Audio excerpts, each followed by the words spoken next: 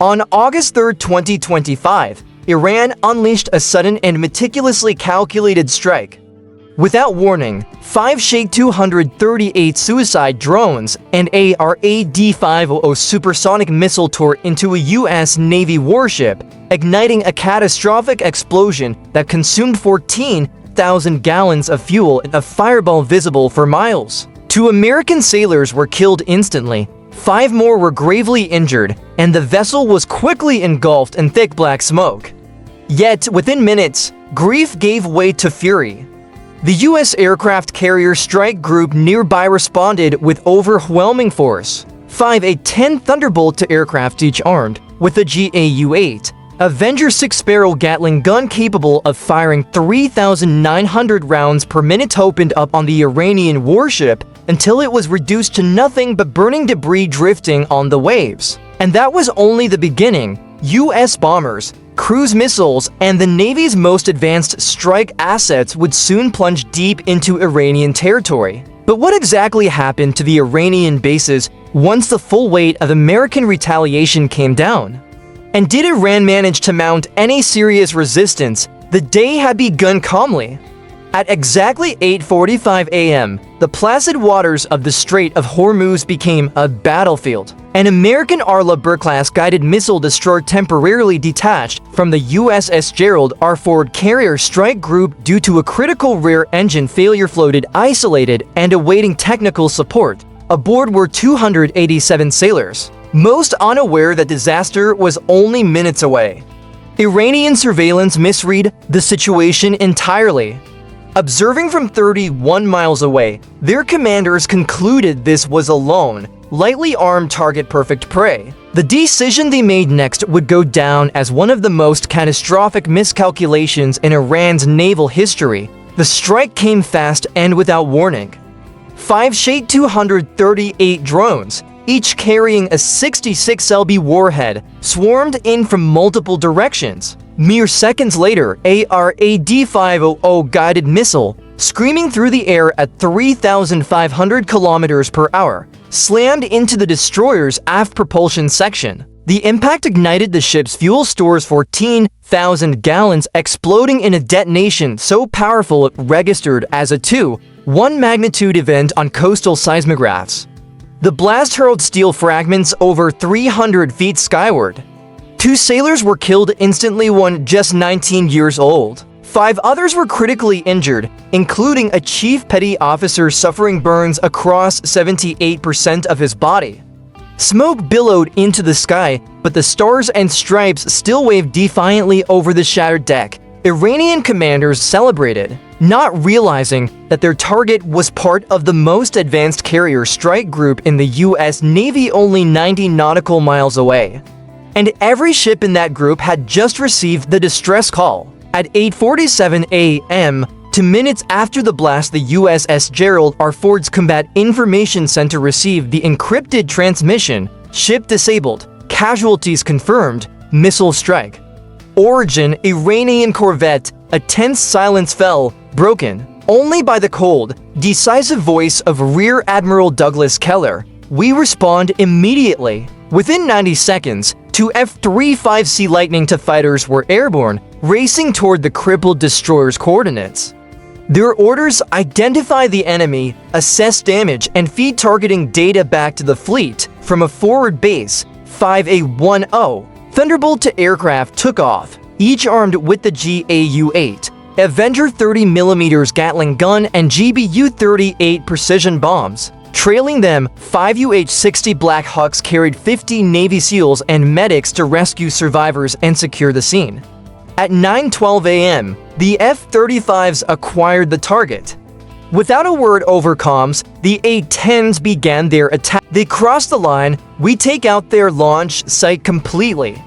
Within minutes, U.S. satellite surveillance pinpointed the origin of the earlier missile attack: a heavily fortified Iranian base, 172 miles inland.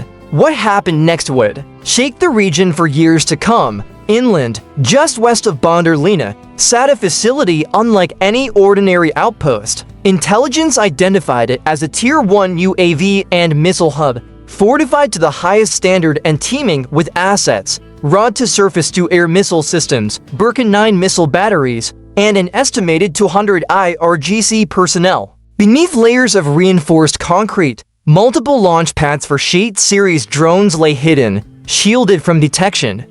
10 o'clock a.m., the green light was given for Operation Judgment Spear. The strike package was a masterclass in precision warfare. 10 F-15E Strike Eagles, each carrying to GBU-5 3B Stormbreaker smart bombs capable of tracking and striking a moving target from 45 miles away with an error margin of less than 3 feet. 6 MQ-9B Reaper drones, tasked with live target acquisition and laser designation.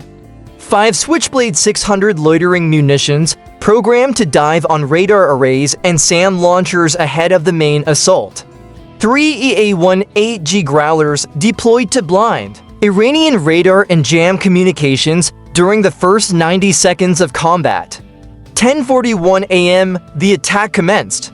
The Switchblades dove in first, screaming toward their targets at over 100 miles per hour, each carrying a 33-pound high-explosive charge. In less than 45 seconds, 3 ROD-2 launchers and 2 long-range radar dishes were nothing but burning wreckage. Confusion rippled through the base operators, firing wildly into the empty sky. Moments later, the MQ-9B Reapers moved into position, painting their invisible laser beams onto hangars, fuel depots, and command bunkers. High above, the F-15Es descended from 35,000 feet, releasing 20 Stormbreaker bombs in a staggered drop. The glide munitions sliced through the air, curving toward their marks with unerring precision. The destruction was surgical and absolute. A fuel depot holding 120,000 gallons of aviation fuel detonated into a fireball towering 400 feet into the sky. The main command bunker collapsed inward after a direct hit, killing the senior IRGC officer. In charge, a drone storage hangar was obliterated, destroying at least 12 Shahed UAVs before they could be launched. In 90 seconds, the base's operational capacity was erased. Radar screens in Tehran went dark, no outgoing signals, no defensive counterfire. By 10:49 a.m., every U.S. aircraft was back in safe airspace. Final battle damage assessment: 28. IRGC combatants killed, all military, $300 million in missile UAV assets destroyed, and 0 civilian casualties. Satellite imagery revealed nothing but scorched earth and mangled steel. But in Tehran's war rooms, silence quickly gave way to fury. Plans for a desperate counterstrike took shape within hours. By 12:15 p.m., U.S. satellites and an E-2D Hawkeye on patrol detected movement 3 Su-24 Fencer fighter bombers lifting off from southern Iran, each carrying a KH-29 air-to-surface missile designed to rip warships apart. At the same time, sonar operators aboard the USS Thomas Hudner picked up the faint, deliberate thrum of a Fate-class attack submarine, sliding in at 11 knots beneath the carrier group's defensive umbrella. Admiral Keller gave no dramatic orders. His voice stayed level: engage all threats before they close in. The Aegis combat system took over, fusing sensor feeds into a flawless common picture. The SPY-1D radar aboard USS Normandy painted the Su-24s at 208 nautical miles, long before Iranian radar had any picture of the fleet. 2 SM-6 missiles leapt from vertical launch cells, screaming past Mach 3. 19 seconds later, the lead Su-24 was gone. For seconds after that, the second disintegrated into a shower of debris over the Gulf. The third pilot banked hard, diving for the deck. He didn't make it. A nearby F-A-18E Super Hornet on cap fired an AIM-120D, which tracked flawlessly and hit center mass. 3 radar returns became 0. Below, the sea seemed to hold its breath. The Fate-class sub edged toward torpedo range, sonar pinging in passive bursts. The U.S. Navy did not wait. A P-8A Poseidon peppered the ocean with 16 sonobuoys, pinning down the contact in under 90 seconds. An MH-60R Seahawk dipped its sonar, Confirming the firing solution, USS Hudner answered with a RUM-139V LAS Rock, hurling a Mk5 for lightweight torpedo far ahead of the submarine's path and underwater 100 now moments from meeting its own end. The Iranian counterattack was over before it truly began, crushed with precision and without mercy. Its guidance locked tight. It struck within 50 yards of the Iranian vessel's bow, close enough to shear pipe fittings, trip breakers, and slam the ship into sudden paralysis without reaching the hull. For the Iranian captain, the world went black in an instant. Lights dead, propulsion gone, pumps silent. With emergency batteries draining fast and a second torpedo already armed and tracking, the Fate had no choice but to blow ballast and retreat, limping towards shallow water in humiliation, trailing a froth of bubbles behind it. From the moment of first detection to the final splash, just 16 minutes had passed. U.S. casualties? None. Enemy aircraft destroyed. 3. Submarine mission aborted on the USS Gerald R. Ford's flight deck. Sailors paused only long enough to exhale. The message to any would-be adversary was simple, brutal, and undeniable. A U.S. carrier strike group is not a single targeted a floating fortress. Aegis combat systems never blink. The SM-6 missiles own the skies. The P-8A Poseidon, MH-60RC Hawk, and Mk5 for torpedoes make the deep ocean an unforgiving trap.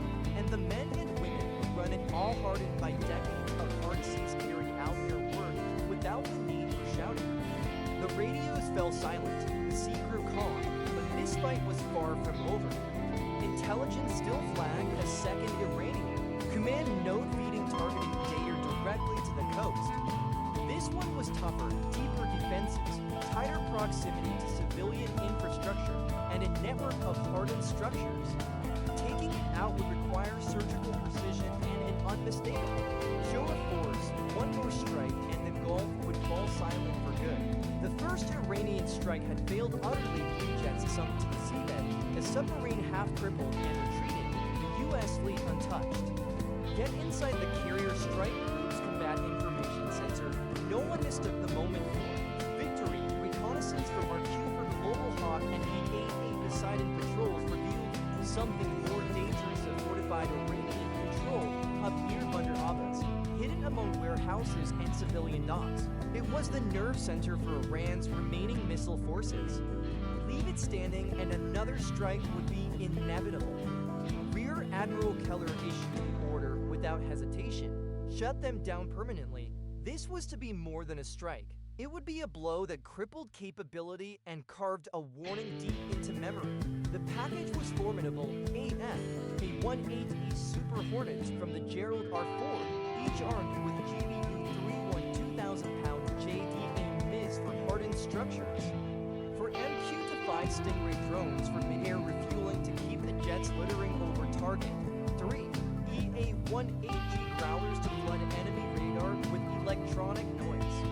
And 2 MQ-9B Reapers for real-time laser designation. At 15:42 hours, the Growlers moved in first, drowning Iranian air defense channels with false echoes and phantom contacts. Bandar Abbas radar operators were effectively blind.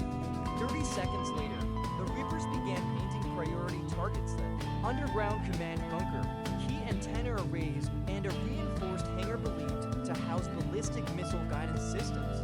Then came the Hornets screaming in at 600 knots, hugging the scene until the last possible moment before pulling up into attack profiles. 16 JDA MIS dropped in a staggered sequence, each one guided by GPS and laser to within a meter of its mark. The results were surgical yet devastating. Reinforced concrete shredded like paper, steel lattice towers folded in on themselves, the bunker's roof collapsing under 60,000 pounds of explosive force. A secondary blast tore through the dockyard as hidden fuel stores erupted, sending a column of black smoke 800 feet into the air. By the time Iranian emergency crews reached the site, the entire complex was nothing but a smoldering crater. From the first jamming calls to the final detonation for minutes, 27 seconds. Civilian casualties, 0. Iranian military losses, undisclosed. Operational control in the Gulf, gone, as the strike group reformed, Admiral Keller addressed his officers with quiet finality. Message delivered. We're done here in Tehran. The silence was telling no drones, no missile launches. The Gulf was calm again not by luck, but because every threat had been methodically erased. For the men and women of the Gerald R. Ford strike group, it wasn't just a win, it was a statement. The U.S. Navy does not start fights, but it always finishes them.